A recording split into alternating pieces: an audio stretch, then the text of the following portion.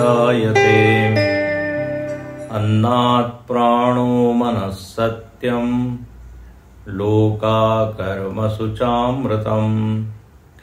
तपसा चीयते ब्रह्म ततोऽन्नमभिजायते। अन्नात् प्राणो मनः सत्यं लोकाकर्मसु चामृतम्। पिछले मंत्र में बताया कि अक्षर तत्व से यह पूरी सृष्टि प्रकट हुई। तो अब इस 8वें मंत्र में सृष्टि का क्रम बताया जा रहा है कि किस तरह से कौन कौन सी वस्तुएं यहां पर किस क्रम में प्रकट हुई। तो कहते हैं महाप्रलय के समय कुछ भी नहीं था। नान्यत् किंचन मिषत् आत्मा वा इदमग्र आसीत्। केवल एक आत्म तत्व था, या उसी को यहां कहा ब्रह्म था। उस ब्रह्म के अलावा कुछ नहीं था। उस ब्रह्म में समस्त जीव मानव की सोए हुए हैं। पूर्व सृष्टि के सारे कर्म वो भोग चुके हैं। आगे के कर्म उनको भोगना है, कर्म के फल। लेकिन अभी सृष्टि है नहीं।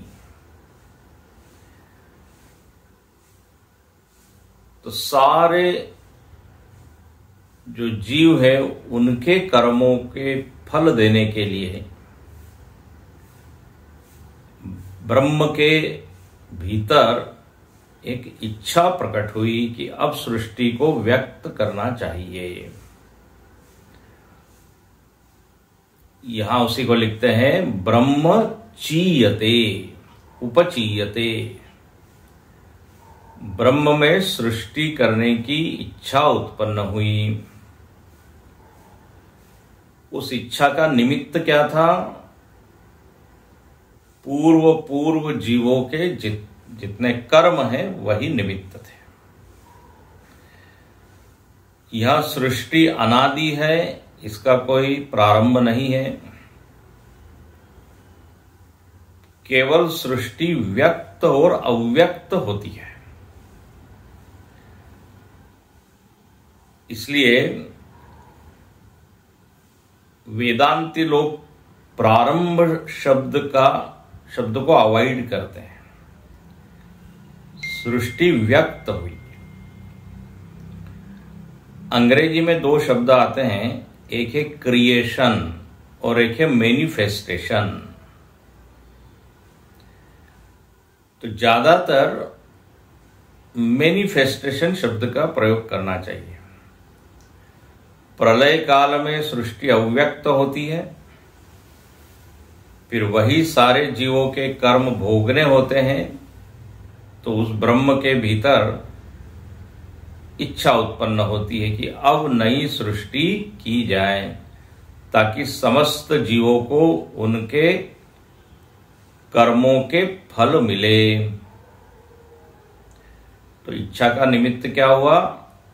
जीवों के कर्म। अब कहते हैं वह जो ब्रह्म जो था वह चीयते तपसा, तप किया उसने। अब देखिए सृष्टि कैसे व्यक्त अव्यक्त होती है, इसको समझने के लिए सुषुप्ति का उदाहरण साथ में रखिए। सुषुप्ति में सब कुछ विलीन हो जाता है, फिर जागृत में व्यक्त होता है। इसी तरह समष्टि में भी यह होता है। तो कहते हैं ब्रह्म ने तप किया।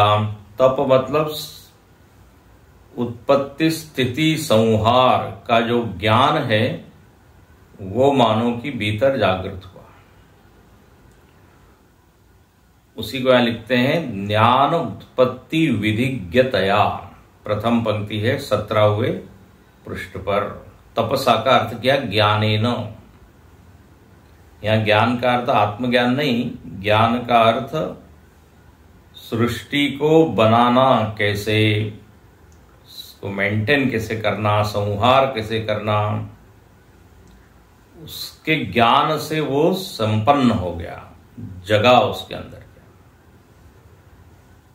और कहते हैं उत्पिपाद ईशद, अब मैं इसको उत्पन्न करता हूं। और वो थोड़ा सा क्या फूल गया, जैसे पिता जो है वो पुत्र की उत्पत्ति को सोचकर फूल जाता है, हर्षेण। अब देखिए अनेक उपनिषदों में सृष्टि का वर्णन आएगा। हर उपनिषद में लगभग यही बात कही कि सृष्टि के पहले आत्म तत्व या ब्रह्म तत्व था। कहीं उसको सत कहा, सदैव सौम्य इदमग्र आसीत एकमेवा द्वितीयम। कहीं सत कहा, कहीं ब्रह्म कहा, जैसे यहां ब्रह्म कहा। अन्य उपनिषद में आत्मा कहा। कहीं पर इसी को प्रजापति का, प्रश्नोपनिषद में प्रजा कामो वै प्रजापति। तो शब्द में भिन्नता है, लेकिन सबका अर्थ एक ही चैतन्य है, ये समझना चाहिए। अब यह जो सृष्टि का जो क्रम है और ये पूरी सृष्टि मीमांसा है, इसको आप बहुत ही धीरज पूर्वक समझिएगा।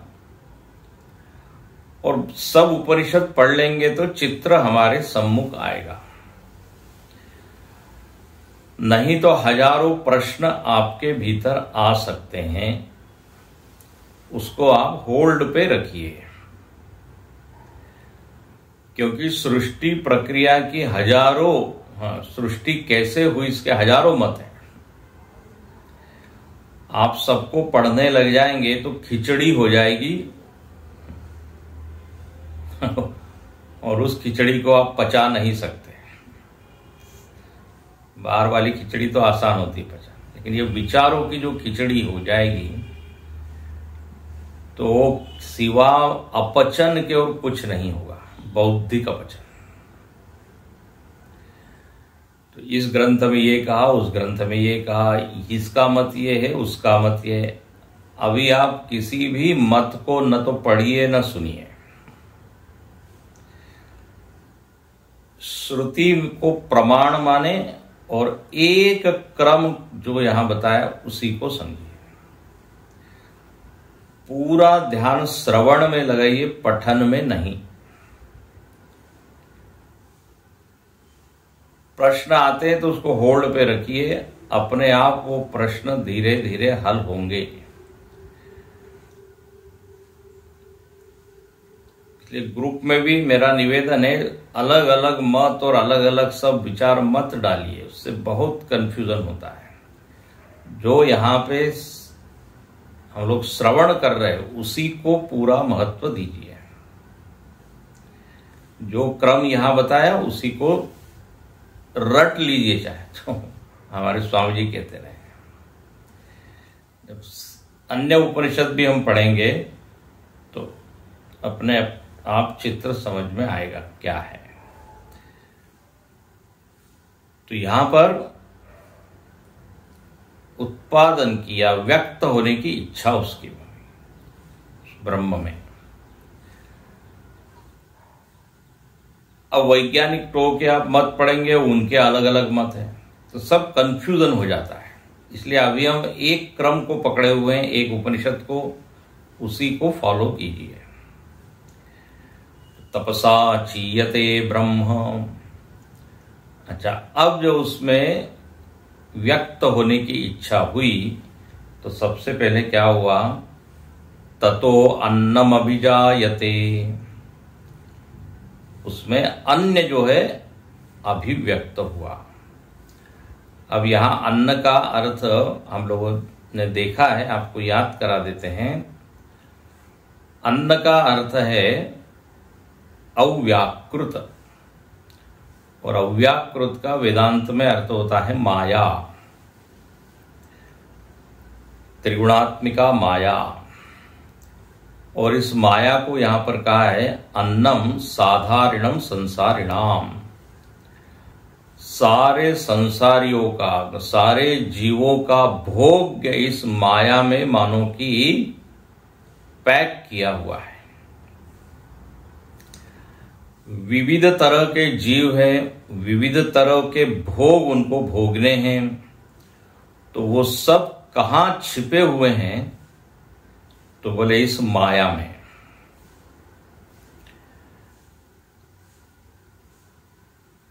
किसी को भोग चाहिए, किसी को मोक्ष चाहिए, इसलिए ऐसा लिखा है भोगापवर्गार्थम। ये माया के दो काम हैं, जीवों को भोग देना और जीवों को मोक्ष देना। तो ये इसको कहते हैं अन्न, भोग्य पदार्थ जो है उसको कहते हैं अन्न। अन्न मतलब क्या? जिसको भोगा जाए।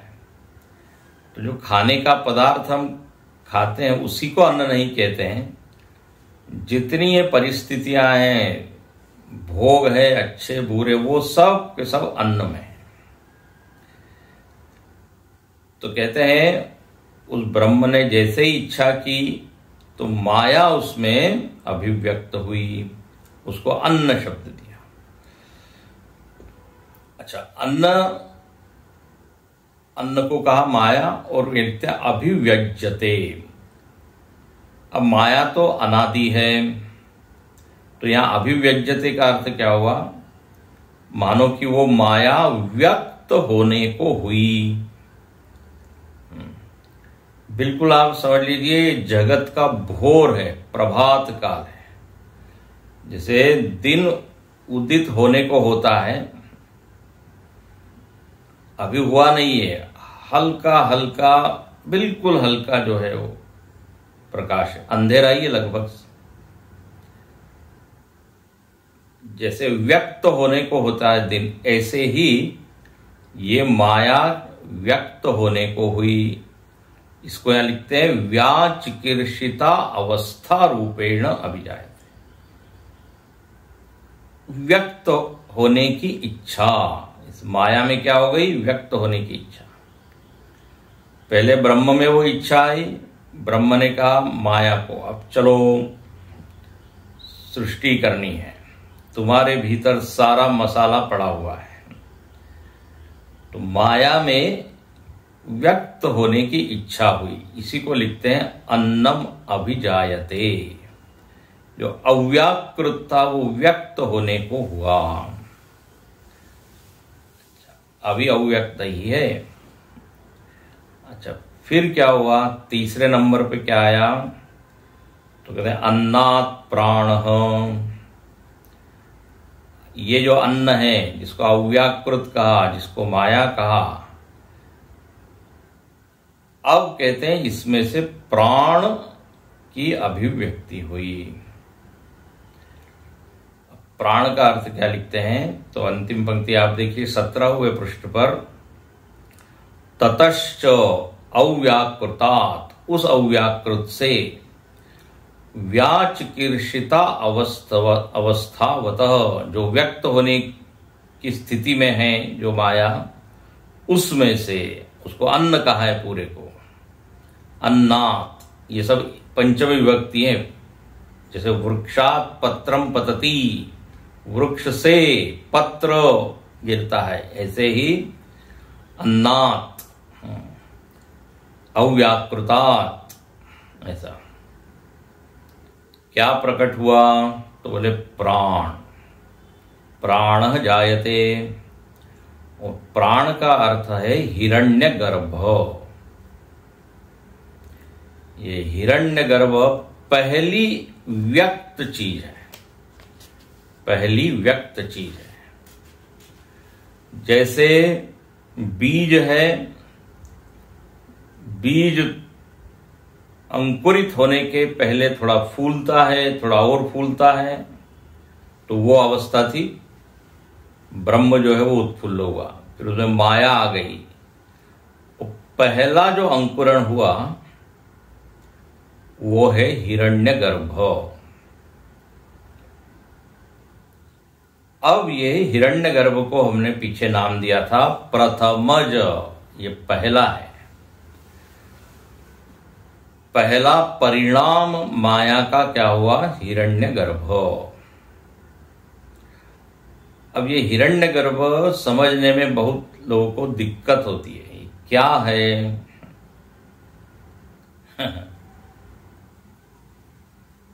तो ये बिल्कुल पहला परिणाम।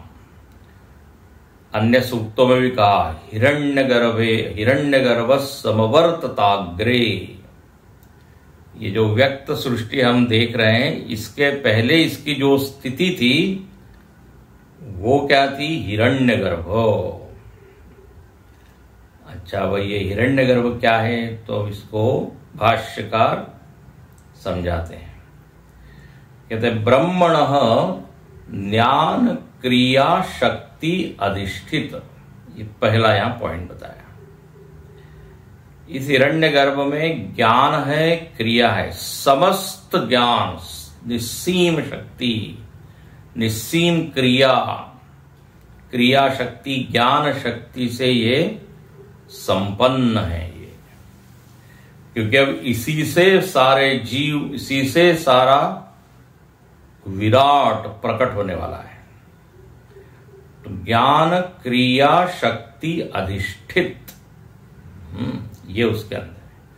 और इसके लिए बड़ा अच्छा शब्द दिया, जगत साधारण। ये जगत साधारण, अभी विशेष विशेष जीव प्रकट नहीं हुए हैं। साधारण जगत, सामान्य, जिसमें आप अलग अलग नहीं कर सकते, जगत सामान्य। देखो, जैसे अब सुबह हम उठते हैं, बहुत जल्दी होता है, ये फ्रैक्शन ऑफ द सेकंड। इसके पहले कि हम जाने अपने आप को कि मैं मनुष्य हूं, मैं इंजीनियर हूं, डॉक्टर हूं, पति हूं, इस घर में रह रहा हूं, ये सब चीजें आने के पहले उठते ही एक तरह का हमको भान होता है कि मैं हूं, उसमें विशेष कुछ नहीं होता, एक सामान्य भान होता है। और फिर एकदम आता है, अच्छा मैं ये हूं। फिर बाह्य जगत की अनुभूति हमको होने लगती है, मैं इस कमरे में हूं, आज सोमवार है, आज मंगलवार है, फिर पूरा जगत। लेकिन जो उठने के बाद की एक जो स्थिति है, या बिल्कुल मैं साधारण हूं, विशेष नहीं हूं, ऐसे ही समष्टि में आप। अच्छा, जब मैं उठा हूं तो मैं ज्ञान क्रिया से संपन्न हूं, मेरे पास शक्ति है सब, लेकिन कैसा है? अभी प्रकट नहीं हुआ है, प्रकट होने को है विशेष रूप से। तो ऐसे ही समष्टि में पहला जो परिणाम है, प्रलय के पश्चात जो अंकुर है जगत का, वो प्रकट हुआ, उसको हिरण्यगर्भ कहते हैं। अब देखो, उस अंकुर में पूरा पेड़ छिपा हुआ है, वही अंकुर आगे जाके क्या क्या बनेगा, उसमें पत्तियां निकलेगी, फूल निकलेंगे, फल निकलेंगे। लेकिन the first stage of the tree is what? Just वो स्प्राउट होता ना।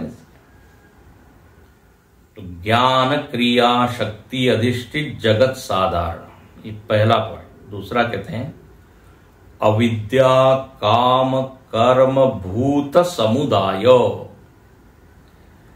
इस हिरण्यगर्भ में ही समस्त जीव मानव की समुदाय जो है जीवों का, वो छिपा हुआ है। और उसमें क्या है? जीवों में अविद्या है, अज्ञान है, कामनाएं हैं, कर्म है। वो सब बिल्कुल पैकेज है। पैकेज होता है कि नहीं, जैसे कंपनीज में तो हर जीव इसको लेके प्रकट होने को है, लेकिन वो अभी कहाँ है? तो बोले हिरण्यगर्भ। एक समझ लीजिए, एक बहुत बड़ा समष्टि जीव है, इसको ऐसा समझ लीजिए। उसमें सारे ये जीव छिपे हुए हैं और कोई प्रकट होते हैं। तो पहले तो ये पूरा बड़ा जीव जो है, जिसको हिरण्यगर्भ कहते हैं, जो ये सब लेके बैठा है, वो प्रकट हुआ। तो इसके अंदर क्या क्या है? अविद्या, काम, कर्म, बीज, कर्म भूत समुदाय। समुदाय अकेला नहीं, अकेला दिख रहा है लेकिन उसमें सब कुछ है। जैसे कि मिट्टी होती है, मिट्टी में से कितने घड़े निकलते हैं। एक बीज होता है, उसके अंदर करोड़ों करोड़ों बीज निकल आते हैं। फल निकलते, फल में कितने निकलते हैं?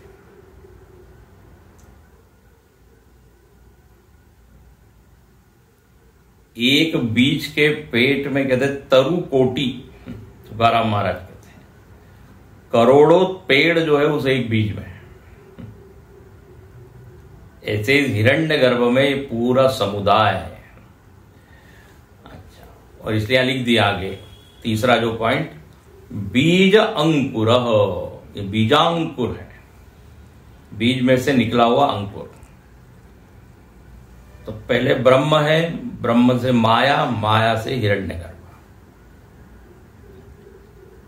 तो हिरण्यगर्भ के लिए 3 चीज बताई। ज्ञान क्रिया शक्ति से युक्त है, समस्त समुदाय जिसके अंदर अविद्या, काम, कर्म है, सारे जीव वो बैठे हुए हैं। और तीसरा है, लिखते हैं जगदात्मा अभिजायते। हिरण्यगर्भ को भी क्या कह दिया? जगदात्मा, क्योंकि पूरे जगत से इसका तादात्म्य है। पूरा जगत इसमें से प्रकट होने वाला है, इसलिए इसका नाम किया जगदात्मा। जैसे हम अपने को देखें तो हम अपने आप को कह सकते हैं देहात्मा, क्योंकि पूरे देह से हमारा तादात्म्य है। पूरे देह को मैं मानता हूं, इसको कहते हैं हम देहाभिमानी हैं। अभिमानी मतलब देह से जुड़ा होना। तो कहते हैं सारे जीवों से जो जुड़ा हुआ है, सारे जगत से जो जुड़ा हुआ है, इसी में से जगत आने वाला है, इसलिए इसका नाम किया जगदात्मा अभिजायते। अब देखो, इसके ऊपर आनंद गिरि जी महाराज ने बहुत ही अच्छा इसका वर्णन किया। इस 18 पृष्ठ पर आप देखिए, 18 नंबर पे आनंद गिरि जी टीका, यदि आपके पास हो, नहीं तो सुनिए। ऊपर से चौथी पंक्ति मध्य में, पूर्वस्मिन् कल्पे हिरण्यगर्भ प्राप्ति निमित्तम प्रकृष्टम ज्ञानम कर्म च येन अनुष्ठितम तदनुग्रहाय मायोपाधिकम ब्रह्म हिरण्यगर्भ अवस्था कारेण विवर्तते सच जीव तद अवस्था अभिमानी हिरण्यगर्भ उच्यते। तो यहां पर ऐसा लिखते हैं कि हिरण्यगर्भ एक जीव है, एक ऐसा जीव है जिसने पूर्व कल्प में बहुत कर्म और उपासना की। प्रकृष्टम कर्म ज्ञानम च। अब आप तो पहले पढ़ चुके हैं ईशावास्योपनिषद इत्यादि, उसमें ज्ञान शब्द का अर्थ था उपासना, विद्या शब्द का अर्थ था उपासना। तो यहां पर वही कहते हैं ज्ञान और कर्म, ज्ञान और कर्म मतलब उपासना और कर्म उस जीव ने किया, और इतना उत्कृष्ट, इतना श्रेष्ठ वो कर्म उपासना उसकी थी कि वह एक समष्टि जीव के रूप में प्रकट हुआ है। उसी को कहते हैं हिरण्यगर्भ। सच जीव अवस्था अभिमानी, वो पूरे इस अवस्था या कहिए पूरे जगत का वो अभिमानी है। अभिमानी मतलब जुड़ा हुआ पूरे ब्रह्मांड से, और अंकुर स्थानीय है। बस अंकुर की जगह इसको रखिए। अब जैसे हम कह रहे हैं आपको, बार बार आप सुनेंगे, अलग अलग उपनिषद सुनेंगे तो और स्पष्ट होगा। एक बार में पूरा क्लियर होने वाला है नहीं, लेकिन जितना हो सके हो जाए तो अच्छा ही है। तो ये अंकुर स्थानीय हिरण्यगर्भ प्रकट हुआ। देखो, हिरण्यगर्भ का अर्थ होता है जिसके गर्भ में हिरण्य हो। हिरण्य का तो अर्थ होता है सोना, और सोने से यहां पे लेना चाहिए समस्त ज्ञान, समस्त शक्ति, समस्त ब्रह्मांड जिसके गर्भ में था वो है हिरण्यगर्भ। तो ऐसा हिरण्यगर्भ ये प्रकट हुआ, और फिर इस हिरण्यगर्भ से ही आगे का क्रम चला। तो अभी तक हम यहां तक पहुंचे हैं। ब्रह्म, फिर ब्रह्म से ब्रह्म थोड़ा उत्फुल्ल हुआ, उसमें इच्छा हुई सृष्टि को व्यक्त करने की। तो अकेला ब्रह्म तो कुछ नहीं कर सकता, ध्यान से सुनना। वो तो चैतन है, माया में सारी चीजें हैं। तो माया को मानो कि उसने आदेश दिया। अब रामायण में ऐसे ही आता है, रामायण में कहानी के माध्यम से बताया। ये सीता जी कौन है? तो बोले माया है, और यही जगत को बनाती है। पाई रुख निधान की, करुणा निधान की। भगवान इशारा करते हैं, हां चलो, तो बस फिर वो व्यक्त करती है। मतलब माया स्वतंत्र रूप से कुछ नहीं करती। माया को जब तक ब्रह्म मानो की आदेश न दे, जब तक उसकी उपस्थिति न हो ब्रह्म की, तब तक माया में से जगत प्रकट नहीं होता। तो यहां पे उसी स्थिति होगा, तपसा चीयते ब्रह्म ततोन्नम अभिजायते, अव्याकृत या माया। अच्छा, फिर माया से क्या हुआ? तो बोले ये हिरण्यगर्भ है। अच्छा, अब आगे प्राणात मनः, प्राण से क्या प्रकट हुआ? तो बोले मन। अब सृष्टि का अगला जो परिणाम है वो है मन, और यहां मन का अर्थ है समष्टि मन। ये ध्यान रखिए, total mind, not individual mind. अभी इंडिविजुअल आया नहीं है, अभी बस थोड़ा थोड़ा थोड़ा होने को। जैसे अंकुर अवस्था में इंडिविजुअल क्या फल है, फूल है, आप देख नहीं सकते। देखो, एक एक बारीक बारीक, एक एक स्मॉल स्मॉल जो चेंजेस है, उसका वर्णन यहां श्रुति करती है। तो मन आया, समष्टि मन। अच्छा भाई, समष्टि मन मतलब क्या? तो यहां लिखते हैं तस्मात्, तस्माच्च हिरण्यगर्भात्, उस हिरण्यगर्भ से, तस्माच्च प्राणात्, प्राणात् उसी प्राण से मन आया। यहां प्राण का अर्थ क्या है? हिरण्यगर्भ। याद रखिएगा, कई बार हिरण्यगर्भ को समष्टि प्राण भी कह देते हैं। हिरण्यगर्भ के इतने नाम हैं, ज्यादा मैं कॉम्प्लिकेट नहीं करता, अभी एक को ही रखिए। तो प्राण का अर्थ हिरण्यगर्भ या समष्टि प्राण, वहां से मन आया। अच्छा, मन का क्या परिचय दिया? तो मन आख्यम संकल्प विकल्प संशय निर्णयाध्यात्मकम अभिजायते। बोले मन नाम की एक चीज है समष्टि मन, और इस मन का संक्षेप में यहां परिचय करा दिया। बोले मन क्या है? तो जिसमें संकल्प विकल्प है। संकल्प विकल्प, ये करें ये ना करें, ये करें फिर ऐसा करें, तो तरह तरह के चॉइसेस आते हैं अपने भीतर। एक थॉट आता है, उसके उल्टा थॉट आता है या अलग थॉट आता है, उसको संकल्प विकल्प। संशय डाउट, निर्णय डिसीजन, आध्यात्मक मतलब ऐसे छोटे छोटे बहुत सारे उस मन के काम हैं, याद रखना, फिर अलग अलग विकारों का अनुभव करना। तो ये सब उस मन में अनुभव आते हैं। अब व्यष्टि मन में भी आप देखिए आते ही अपने मन में, कभी संशय आता है, कभी संकल्प आता है, कभी निर्णय हम लेते हैं। तो कहते हैं समष्टि मन, उसमें भी ये सब है, ये प्रकट हुआ। तो प्राणात् मनः। अच्छा, अब क्या हुआ? अभी तक सृष्टि पूरी तरह से व्यक्त नहीं हुई है। ये व्यक्त होने की पहली की स्थिति है। मन के लेवल पे आ गए, समष्टि मन। अब कहते हैं इस समष्टि मन से क्या हुआ? प्राणात् मनः सत्यम। अब अगला जो परिणाम है वो परिणाम आया सत्य। सत्य व्यक्त हुआ। हम बोले भाई सत्य क्या आया है? सत्य भी पैदा होता है।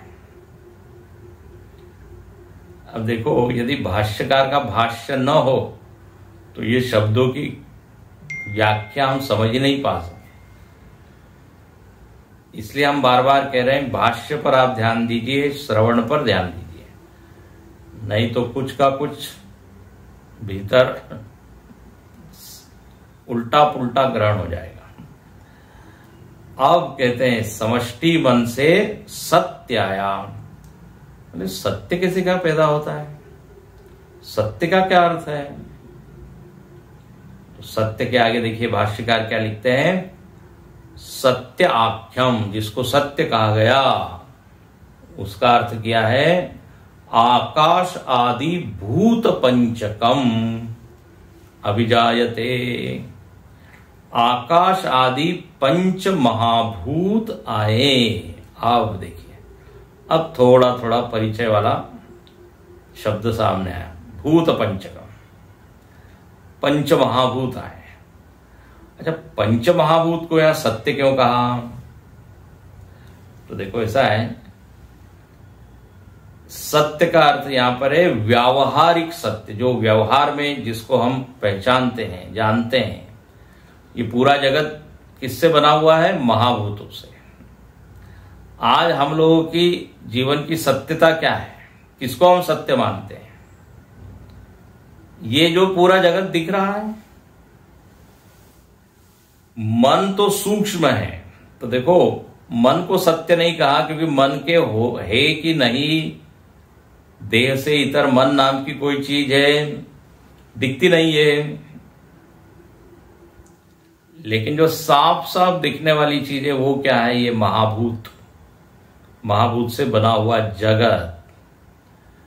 तो हाँ, इसमें हमारी सत्य बुद्धि होती है। हाँ, यस, पेड़ है, सूर्य है, चंद्र है। तो व्यवहार में जिसको एक सामान्य व्यक्ति सच मानता है वो क्या है? ये महाभूत,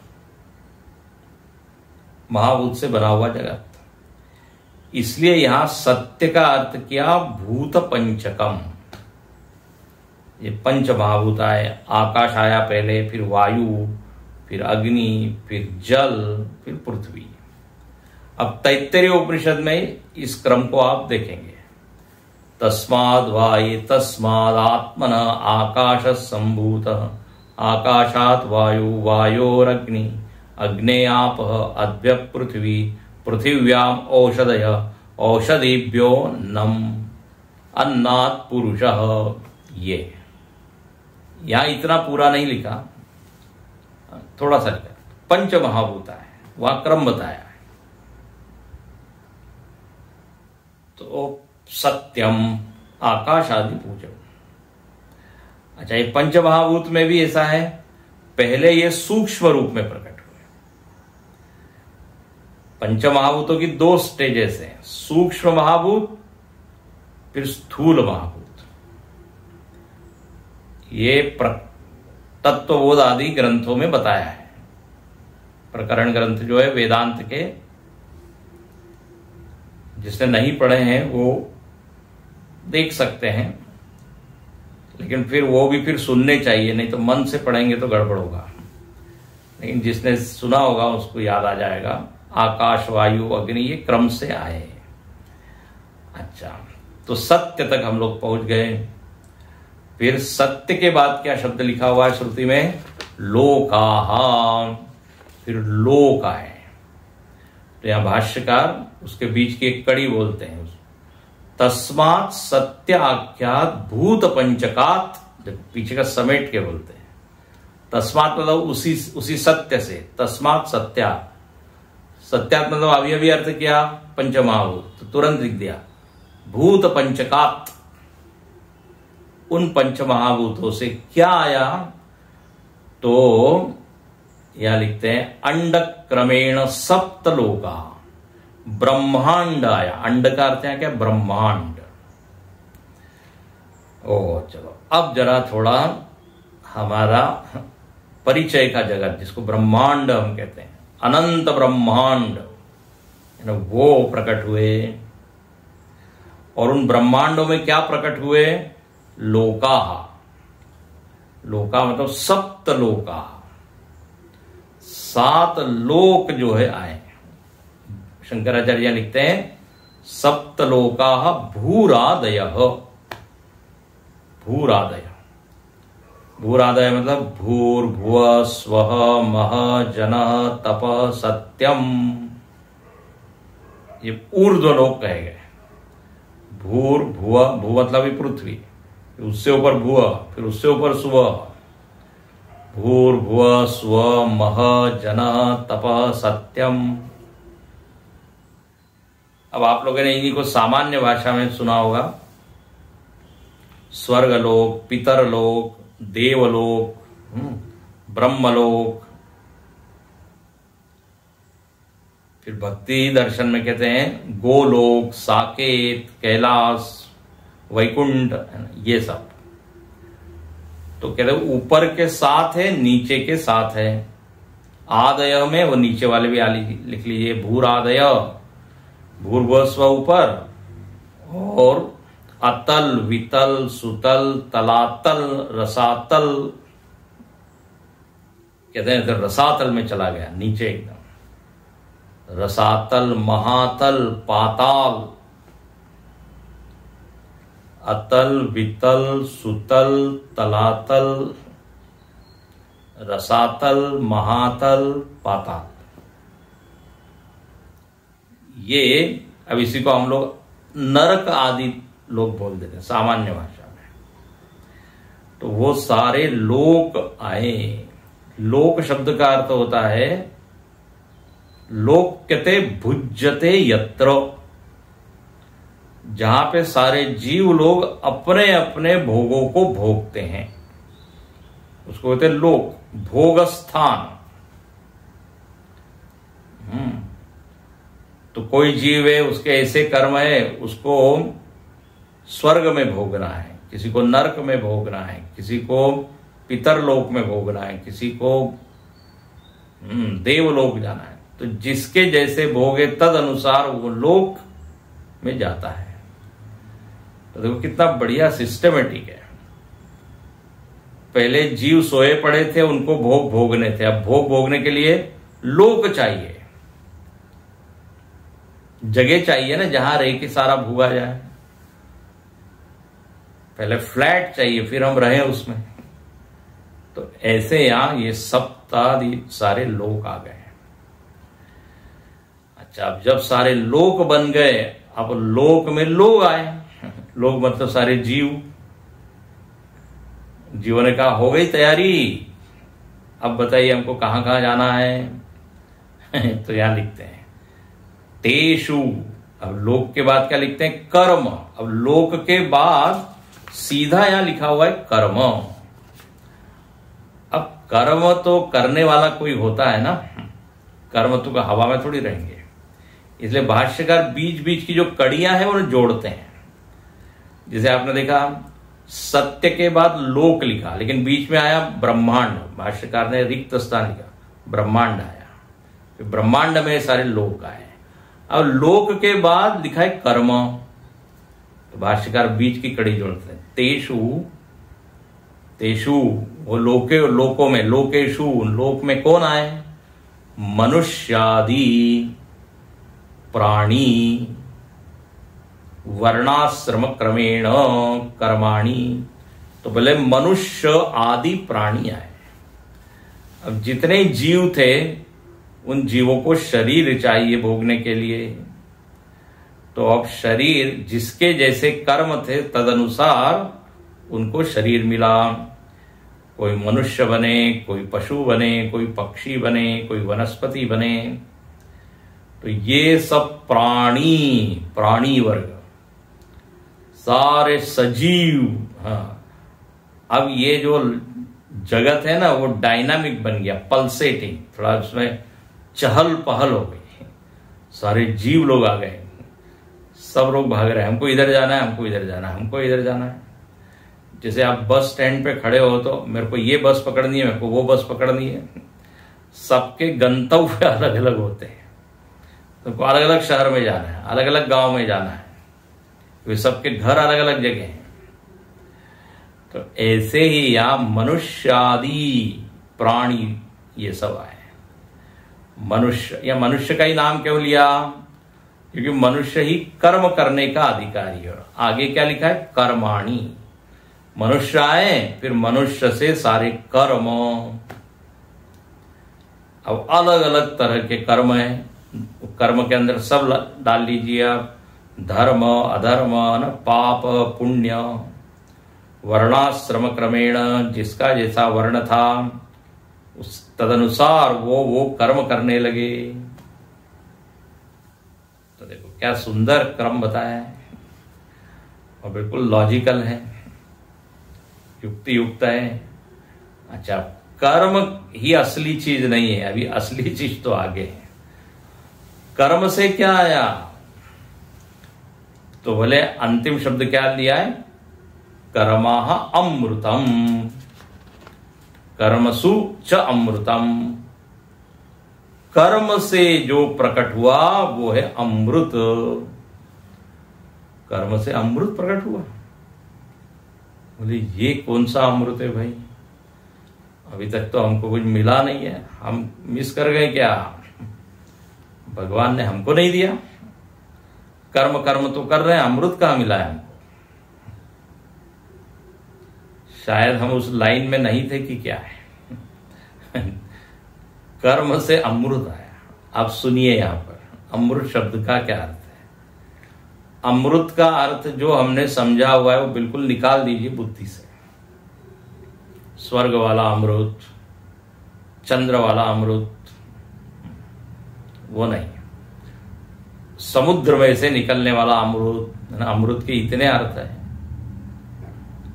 इसलिए कहा जाता है इसको आचार्य के मुख से सुनिए, भाष्य का आधार लेके समझिए। अब अमृत क्या है? तो भाष्यकार लिखते हैं कर्मसूच निमित्त भूतेषु अमृतम कर्मजम फलम। बोले कर्म के निमित्त से अमृत प्रकट हुआ।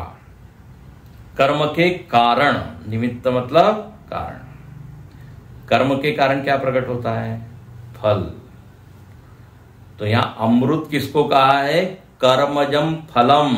इसको अंडरलाइन कर लीजिए। कर्म से जो फल आया है उसको ही कहा अमृत। तो फल के पहले क्या हुए? कर्म आए। कर्म किसने किए? मनुष्य ने। मनुष्य कहां से आए? तो बोले इस लोक में आए। लोक कहां से आए? तो बोले पंच महाभूतों से बने। उल्टा चलिए, पंच महाभूत कहां से प्रकट हुए? हिरण्यगर्भ से। हिरण्यगर्भ कहां से हुआ? तो बोले अव्याकृत माया से। वो कहां से आया? ब्रह्म से। ऐसा तो मनुष्य आदि ये अलग अलग प्राणी, अलग अलग तरह की प्राणियां हैं, वो कर्म कर रहे हैं। अब देखो, इसी को भागवत जी में बताया कि ब्रह्मा जी से 10 प्रकार की सृष्टि हुई। अब वहां कथा के माध्यम से, सिद्धांत यही है, जो हिरण्यगर्भ है ना, वही वहां पे ब्रह्मा जी है।